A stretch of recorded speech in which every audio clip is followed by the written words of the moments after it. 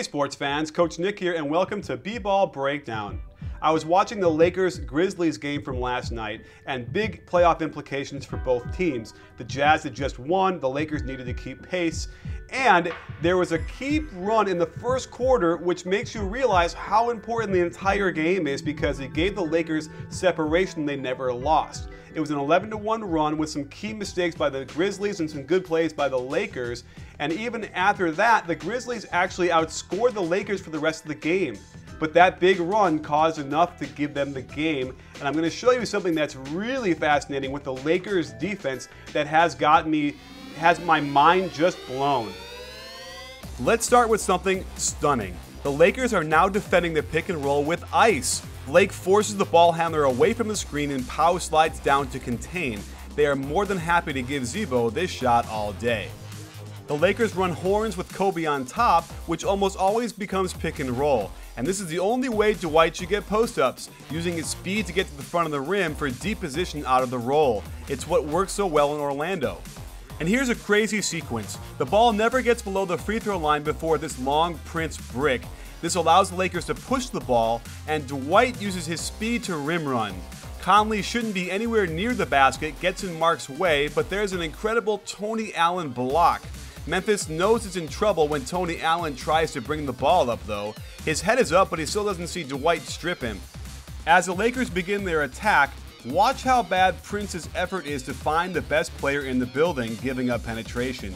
He manages to strip the ball, but Conley makes a mistake that ninth graders are taught not to do. When saving it under your own basket, toss that ball to midcourt. Instead, he throws it to the basket, and Kobe knows what to do with it. Here's a new play where Kobe can opt to get a double screen towards the baseline or a cross screen towards the ball. If he gets it on top, Dwight turns around and ball screens, then rolls to the hoop. This sucks Prince in to help. Kobe finds Earl on the wing and another awful closeout by Prince, and Dwight illegally holds Mark back from helping, and they get a layup. The Lakers run the same play again, and this time Prince is one step too close to the ball and can't close out in time for this Earl Clark 3. Finally, Memphis goes down low to Z-Bo, but they must have known they were in trouble if Antoine Jamison could force him into an airball. It took horns to finally get Kobe attacking out of different spots on the floor, something the triangle did very well. Kobe is now at the high post, and this gets the entire Grizzlies defensive focus, opening a wide open 3 for Jamison. Two Grizzlies run to him, a mistake, leaving a clear path for Earl to do his thing.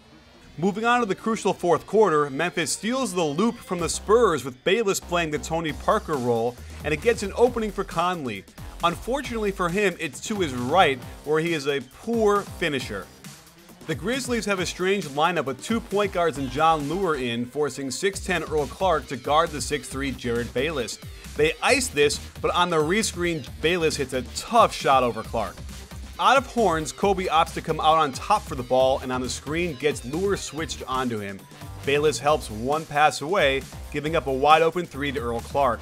Pondexter should have ran down low to fight for the rebound, but allows a tip and great save by Blake.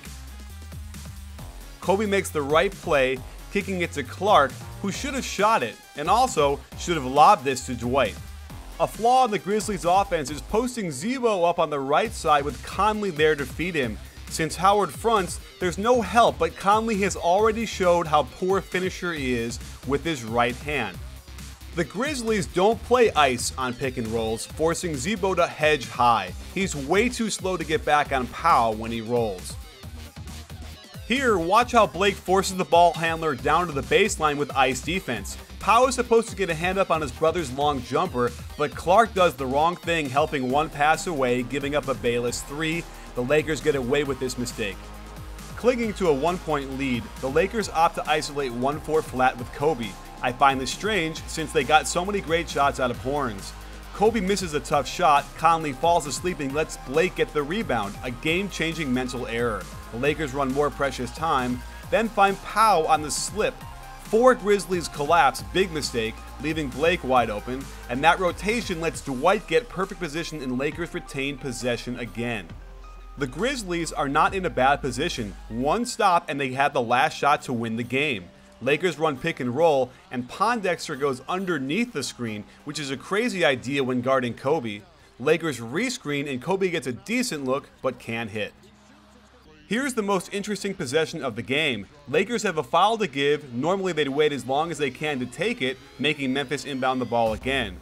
Something wasn't run right with this play as Prince is signaling for something to happen. Instead, Conley just goes one-on-one, which makes no sense considering he's got Mark and Zebo on his team. Blake appears to try to take the foul, no call, and Conley takes a ridiculously tough step-back 20-footer. They wisely foul Dwight, and he actually makes one. On the last play, it appears it was going to be pick and roll with Zebo, which makes sense with Conley going to his left. But Conley decides to drive to the side where there are two defenders. To make matters worse, Zebo cuts in front of him, and Pondexter brings his man over as well. He misses Mark for a layup, and refs simply don't call fouls here. Game over. So there you have it, sports fans. Some very strange things. First of all, Mike Conley doesn't go to his right very well. That floater with the right hand off the glass is something he should work on in the summer, but probably should just avoid the rest of the year if they want to win these close games. The other thing was that John Leuer gets about 5 minutes per game with Memphis since he got traded there, and Lionel Hollins is going to put him in for 5 minutes of the fourth quarter in the middle of one of the biggest games of the season. Doesn't make a lot of sense to me at all, and I'm scratching my head still. He didn't really do terribly, but it's just very strange. And as a result, it caused some weird mismatches for them.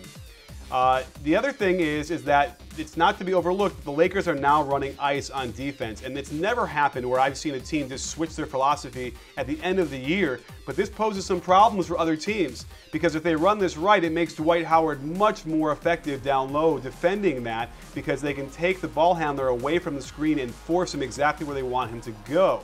So either they're watching our breakdowns or somebody from the Bulls call them. I have no idea, but this is a really remarkable thing that D'Antoni has been able to institute, and I would love to find out the real reason how this happened. It's blowing my mind. Well, thanks for joining us. Stay tuned for lots more on B-Ball Breakdown, and don't forget, at B-Ball Breakdown, we're not a channel, we're a conversation. You in?